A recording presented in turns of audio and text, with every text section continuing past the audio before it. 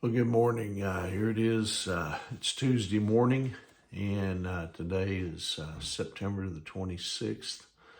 And we're, of course, working our way already to Tuesday. And anyway, hope you had a good Monday. Hope you had a great start to to your week. And anyway, even if maybe you came up a little short on having enough time to get some things done yesterday. Now here we are on Tuesday morning. God has gifted us another day, of opportunity. And anyway, this morning I want to share with you a devotional entitled "Everything Sacred." In Genesis chapter 22, verse 1, it says, "Sometime later, God tested Abraham's faith." In the later years, God blessed Abraham and Sarah, with a child, and his name was Isaac. And his name means laughter. You see, Isaac, he was a physical representation of everything sacred, to Adam's heart. The covenants that God made, with him. He was, Isaac was a physical link to the coming Messiah. And Abraham, he watched this little child, grow into a young boy and then into a strong man. Now, we don't know for certain, but perhaps Isaac, began to fill the spot that Abraham had previously reserved for God, because the Bible tells us that God tested Abraham. God said the following in Genesis 22, verse 2, that next verse. He said, "Take your son, your only son, yes, Isaac, whom you love so much, and go to the land of Moriah. Go and sacrifice him as a burnt offering on one of the mountains, which I will show you." Now, even then, Abraham, he had his priorities right.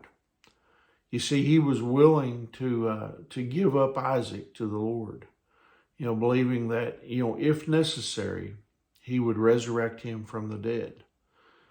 Now, of course, we know the rest of the story. At the last moment, God, he spared Isaac. And so Abraham, he passed the test. In his book, The Pursuit of God, A.W. Tozer commented, he said this: "To the wondering patriarch, God now says in effect, 'It's all right, Abraham. I never intended that you should actually slay the lad. I only wanted to remove him from the temple of your heart, that I might reign unchallenged there.'" I mean, could it be that maybe someone has become an idol in your life? I mean, is there someone who's more precious to you than God himself? I mean, listen, it isn't that God would take this, this individual away as much as that he wants to rule and he wants to reign in your heart.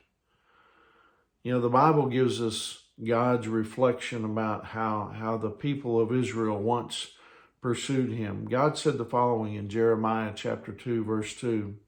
He said, "I remember how eager you were to please me as a young bride long ago, how you loved me and followed me even through the barren wilderness."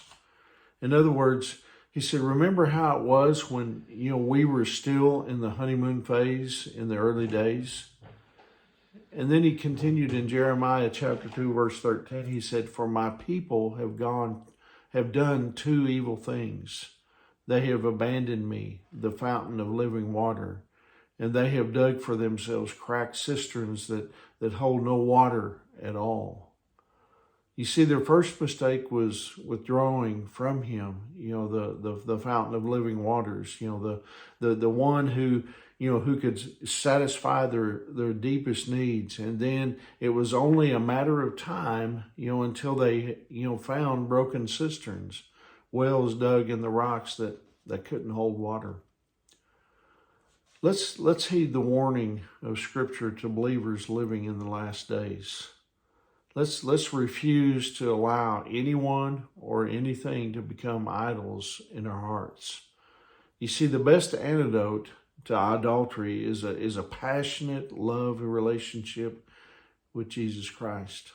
You see, when He is the Lord of our lives and we're cultivating fellowship with Him, you see, we won't run after other gods.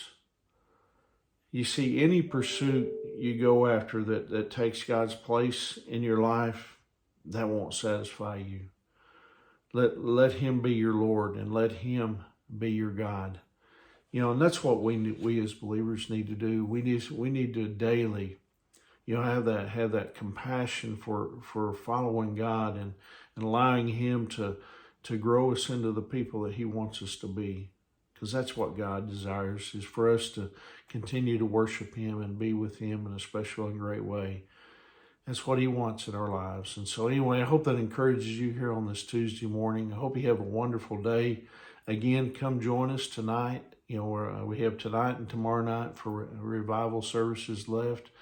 We're learning more about, the end times that Joe Ligon is leading us in. And it's been a wonderful time. It's all out of Scripture. And anyway, hope you'll come join us. But anyway, remember, Angie and I, we love you guys. We're praying for you. And Lord willing, I'll see you tomorrow morning. God bless you.